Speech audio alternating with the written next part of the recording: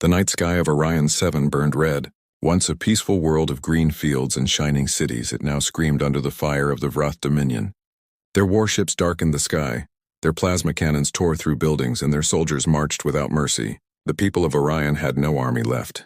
Their leaders hid underground, sending desperate messages into the void, hoping someone, anyone, would hear. In a small control tower on the edge of the last surviving city, a young technician named Lyra watched the last line of defense crumble. The comms were filled with cries and static. She had sent over 100 distress calls in every known frequency. No one had replied. Her hands shook as she spoke again into the microphone. "This is Orion 7, Colony Sector 9B. We are under attack by the Wrath Dominion. They are wiping out everything, please. If anyone can hear this, help us." Her voice cracked, but she didn't stop. She repeated the message again and again until her power cells began to fail. Outside, the air was thick with smoke and falling ash. The sound of explosions rolled across the horizon. Lyra looked up through the cracked dome ceiling and whispered, "Someone has to hear us." Light years away in the forgotten ruins of the Sol system, something stirred. Among the silent wreckage of old satellites and derelict stations, a single structure still pulsed faintly with energy. Relay Station Theta 9, built by humans long ago. Dust and debris floated in the cold vacuum around it. For over 1,000 years it had waited. Its sensors, covered in rust and cosmic dust, suddenly flickered to life. The Orion distress call had reached it. Inside the station, ancient systems powered up. Holographic panels glowed, showing a forgotten emblem. A blue planet with a single word below it. Earth. A voice, synthetic and cold, came online. "Incoming transmission detected. Priority code distress. Origin Orion 7, classification hostile invasion." The AI paused as if remembering. Then it said softly, "Directive 001. Respond to cries for help." Deep within the structure, hidden under layers of security firewalls, a network reconnected for the first time in centuries. Old satellites realigned.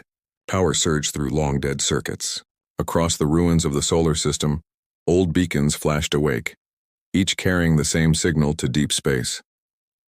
At the edge of the Milky Way, within a dark nebula, a fleet rested in silence. Ships shaped like daggers floated in formation, their hulls black as night, their lights faint and cold. This was the Terran Restoration Fleet, a remnant of humanity that had stayed hidden since the Great Collapse. When the signal reached them, the crew aboard the flagship HSS Leviathan gathered on the command deck. The room was dark, lit only by the blue glow of data screens. Admiral Elias Rhodes stood at the center, his face calm but his eyes sharp. He read the message. The name Wrath Dominion flashed across his display. For a long time, no one spoke. Then the Admiral broke the silence. "So, they cry again." Commander Vega turned toward him. "Sir, the distress call is genuine. The Wrath are exterminating an entire colony, the same way they did centuries ago." Rhodes looked at the star map slowly expanding before him. Red markers blinked over Orion 7. "We have stayed hidden long enough," he said. "Humanity built peace once. Now it burns again." He turned toward his officers. "Bring the fleet online. Prepare for immediate departure." The command echoed through the halls of the Leviathan. Engines that hadn't roared in 100 years came alive. Energy cores thrummed. Soldiers moved into position. Across the galaxy, the Orion people watched the sky fade to black. Their last defenses fell. Lyra, sitting in the dark comm room, stared at her dying transmitter. The power gauge hit 0. Her message faded into silence. Tears filled her eyes as she whispered, "Please, someone. Anyone." Then, far above the planet, the darkness moved. At first, it looked like another cloud of smoke. But then faint lights appeared, blue, sharp, and silent. They were not Wrath ships. They were something else. The sensors on the Wrath cruisers began to malfunction. Their radar screens filled with interference. A moment later, a massive shadow broke through the clouds. The shape was unfamiliar, sleek, triangular, deadly. Its hull shimmered with blue lines of energy. It hovered above the burning city, blocking out the stars. Lyra froze as the sky lit up. A deep voice echoed through every communication channel on the planet. "This is the Terran Fleet Command. Orion 7, your distress call has been received." "You are not alone," the Wrath general shouted in confusion. "Identify that ship." "Who dares interrupt our conquest?" Their sensors responded with one terrifying word: human. Panic spread through the Vrath ranks. Every species in the galaxy knew that word. The ancient race that had built the first warp gates, the species that had ended 3 wars, the ones who vanished after saving billions, humans. For 1,000 years they were legends. Now the legend had returned. The lead Vrath ship tried to fire, but before its weapon could charge, a single beam of blue light cut across the sky. The ship exploded into dust. Lyra fell to her knees as more human ships appeared, filling the horizon.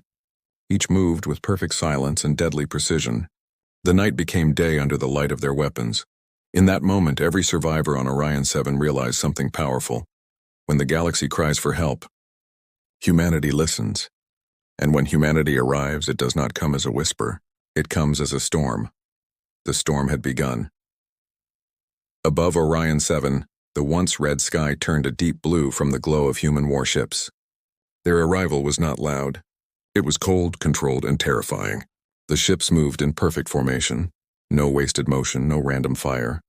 Every blast from their cannons tore through Vrath fleets with surgical precision. In the heart of space, the HSS Leviathan led the assault. Its commander, Admiral Elias Rhodes, stood at the bridge window watching the chaos unfold. His expression remained calm, almost sorrowful, as the voice of his tactical officer echoed through the deck. "Sir, the Vrath fleet has lost 40% of its ships. Their command vessel is falling back." Rhodes nodded once. "Maintain formation. No pursuit yet. We don't fight for vengeance. We fight to restore balance." Outside, the human ships fired in unison again. Beams of blue plasma crossed the void, cutting through Vrath armor like paper. Every time a human weapon fired, an entire enemy squadron vanished in a burst of light. The Vrath commanders screamed orders, but it was useless. They were fighting a storm made of ghosts, one that had been silent for 1,000 years. On the surface below, Lyra looked up through the smoke.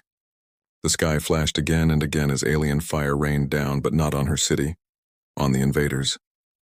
The humans were pushing them back. She covered her mouth in disbelief. "They came," she whispered. "They really came." Her radio crackled back to life. "Orion 7, this is Terran Ground Command. Secure all civilians. Medical units are landing in Sector 12. Stay inside until further notice." The voice was steady, commanding, and strangely human. For the first time in days, hope returned to her chest. High above, the Vrath flagship turned to flee.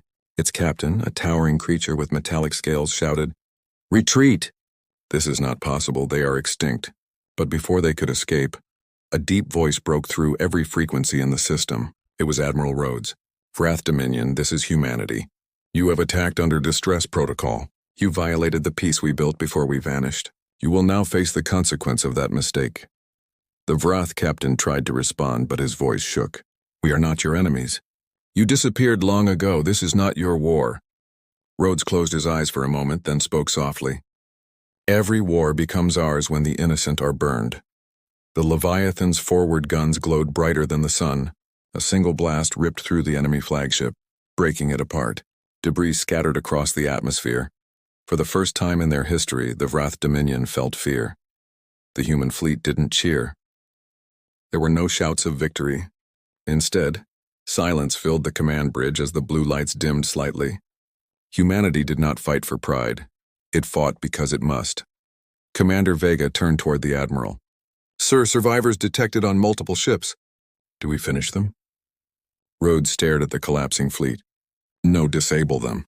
Let them see the storm and live to remember it. Fear will travel faster than any message." Within minutes, human strike teams descended to the surface. Dropships pierced through the clouds, deploying soldiers in black armor that shimmered under the burning sky. Each one bore the Terran emblem, a blue star within a circle. Lyra ran toward the landing zone as the first ship touched down. The doors opened and out stepped a human soldier, tall, calm, his armor still steaming from entry. His voice came through the mask speaker. "Are you the one who sent the signal?" Lyra nodded, speechless. The soldier removed his helmet, revealing a tired but human face. "Then you saved your world."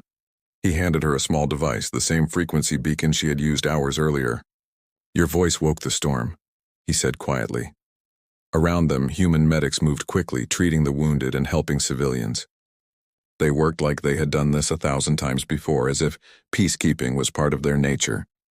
To the Orions, they looked like legends made real, machines of war carrying hearts of mercy. But in orbit, Rhodes knew this was just the beginning. "Admiral," Vega said quietly, "long-range sensors show more Vrath reinforcements incoming. Entire fleets, maybe hundreds of ships." Rhodes did not look surprised. "They will come. They always do. They think we are just a shadow. Let them see what we've become." He turned to the crew. "Signal all Terran vessels. Prepare Phase 2. The fleet adjusted position, forming a massive circular formation. Energy surged between ships, linking them together in glowing blue lines. The space around them began to twist as gravitational waves formed a barrier, a new kind of shield, one that no alien empire had ever seen. From the far side of the system, the Vrath reinforcements arrived, massive, endless, confident. But when they saw the Terran formation glowing like a storm of lightning, they hesitated. The Leviathan's main comm channel opened again. Rhodes spoke not with anger, but with a chilling calm that made every Vrath commander freeze. "You thought humanity was gone. You were wrong. We have been watching. We have been waiting. And now the galaxy will remember our name." The order came next. Fire. The sky turned white. Every human ship unleashed its power at once. Waves of plasma carved through enemy fleets, collapsing them in seconds. The battle lasted less than 10 minutes. When it ended, the stars above Orion 7 shone quietly again.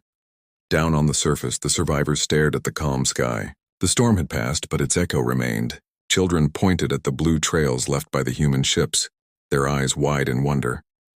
Lyra watched them fade into the clouds and whispered softly. They came from the dark and brought light with them.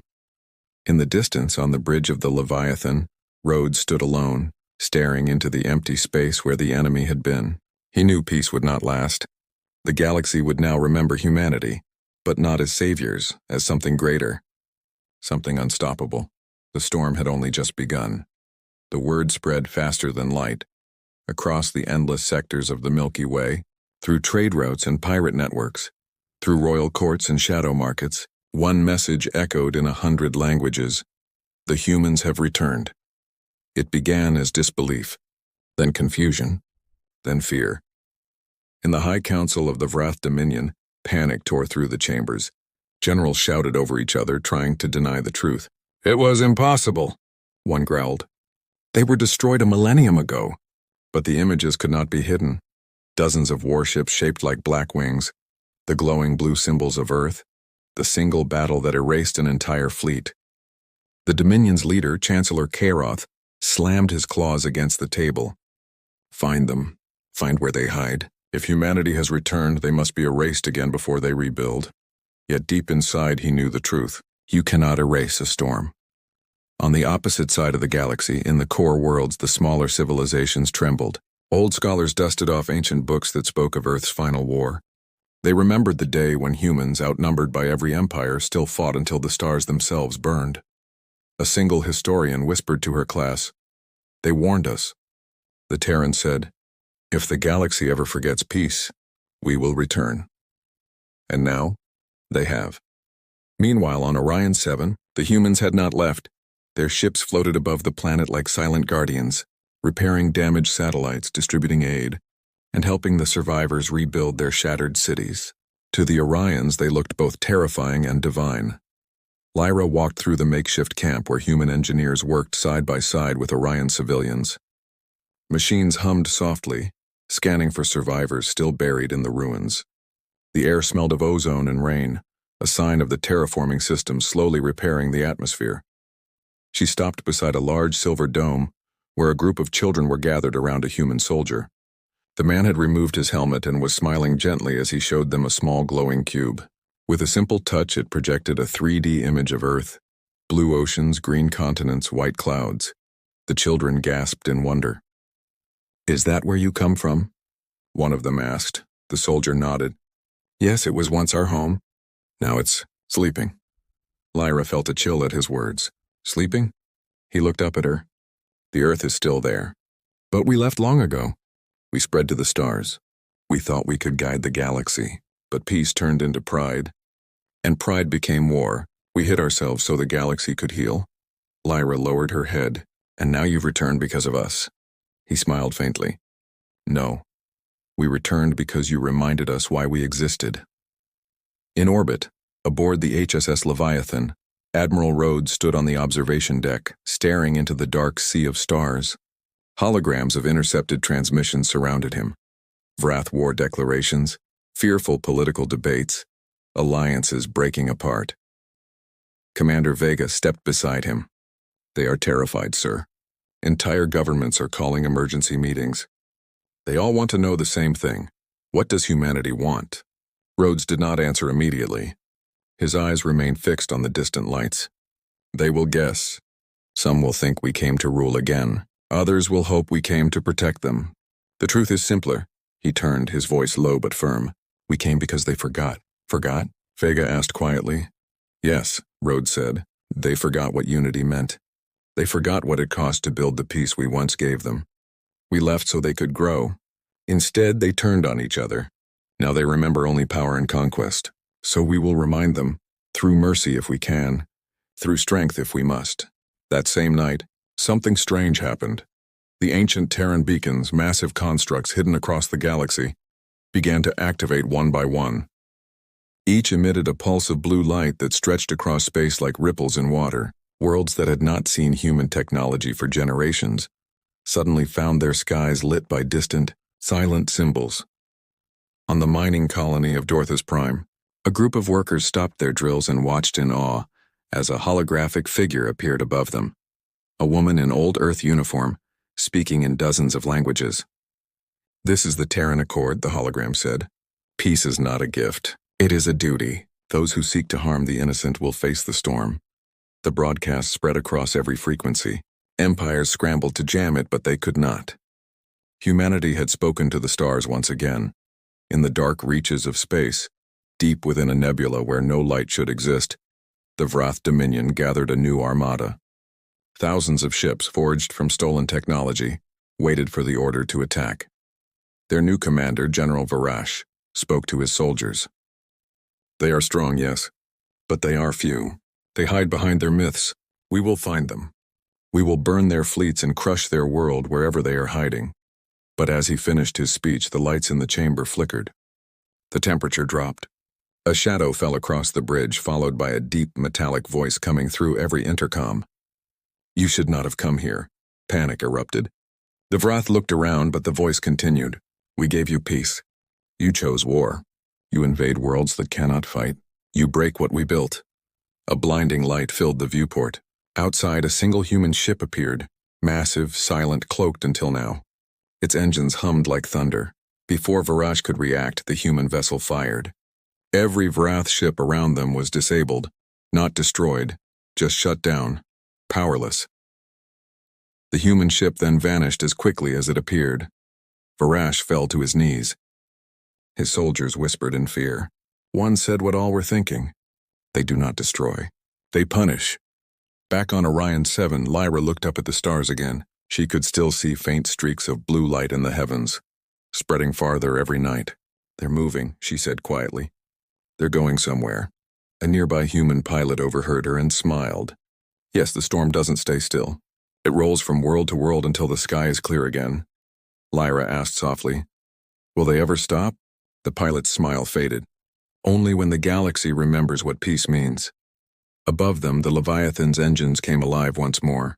The human fleet turned toward the next system, silent and unstoppable. The storm was not over. It was just passing through. The galaxy had gone silent. For the first time in centuries, the great empires stopped their wars. The pirates left their roots and the diplomats paused their lies. Everyone waited for what came next, because when humanity moved, the stars themselves seemed to hold their breath. At the center of the Orion sector, the Vrath Dominion gathered what was left of its pride. Billions of lives, thousands of warships, every weapon they had forged across generations, all drawn into one place. The Crimson Ring, a fortress so vast it orbited its own sun. Here they would make their final stand. General Varash, the scarred commander who had seen his fleet broken once before, stood before the Dominion Council. "They will come," he growled. "And when they do, we will not run. We will end them here." But even as he spoke, deep down he felt it. The same cold fear that had crawled into his bones since that first human message. He could still hear the voice in his mind. "You should not have come here." Far away aboard the HSS Leviathan, the bridge lights dimmed as Admiral Rhodes stared at the holographic map before him. Blue dots marked the positions of the Terran fleet. Red filled the other side, the Dominion stronghold. It was a storm against a hurricane. Commander Vega stepped forward. "Sir, their numbers outmatch us 50-1. Every sensor reports heavy artillery. They know we're coming." Rhodes didn't blink. "Then they will see the full storm." He turned to his crew, his calm voice cutting through the silence. "Transmit to all ships. Code Gray Dawn. Full formation." Across the void, thousands of Terran warships aligned as one. Engines flared bright blue, creating rivers of light that cut through the dark. The Leviathan led at the center, followed by destroyers, frigates, and carriers, each moving with the precision of a single heartbeat. Inside the crew quarters, soldiers strapped into their suits. Pilots ran their hands over controls they knew by instinct. No one spoke of fear. Humanity had faced extinction once and survived. They would do it again. Hours later, the human fleet emerged from hyperspace at the edge of the Crimson Ring. Before them stretched an armada that covered the sky. The Dominion ships shone red like embers in the dark, their weapons already charging. Barash sneered. "There they are. The ghosts think they can challenge us again." He raised his clawed hand and gave the order.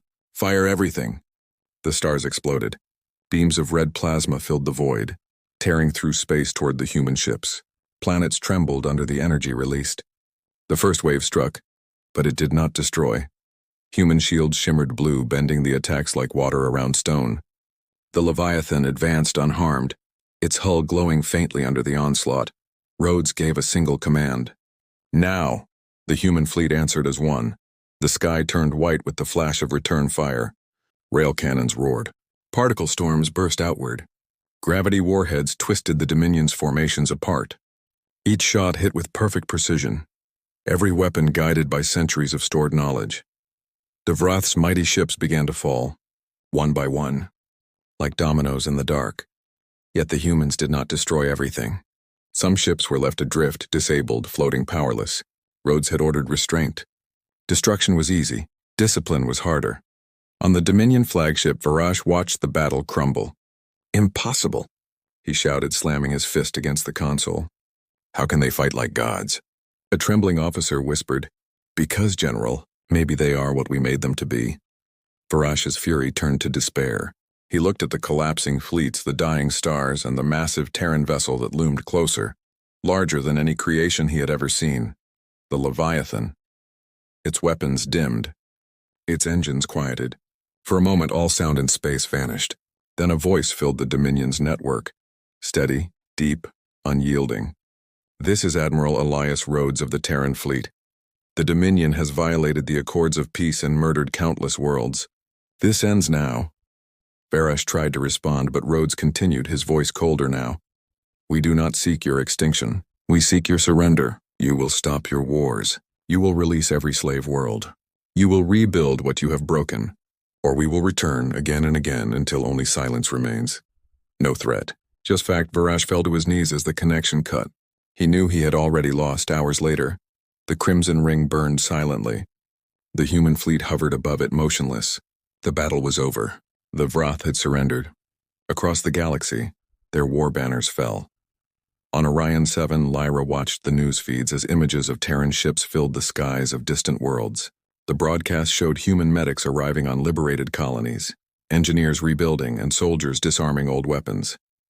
Everywhere the same message appeared. The Terran Accord has returned. Children painted blue circles on walls. Old songs about the ghosts of Earth were sung again. For the first time in generations, the galaxy looked upward not in fear, but in hope. Inside the Leviathan's observation deck, Admiral Rhodes stood alone. Outside the viewport stretched a field of stars, each one glowing faintly, peacefully. Commander Vega entered quietly. "Sir, the war is over. The Dominion has surrendered completely." Rhodes did not move. "Wars never end, Vega, they only sleep." The galaxy will heal for a time, but it will forget again. And when it forgets, the storm must rise once more. Vega hesitated. And humanity, sir? What do we become now? Rhodes finally looked at her. His voice softened. We become what we always were. The reminder. He turned back toward the stars. When the galaxy cries for help, it must know. We will answer. Outside, the fleet began to move. One by one, the ships turned toward the deep dark, engines glowing bright like stars being born. Lyra watched from her window as the final ship disappeared beyond the clouds.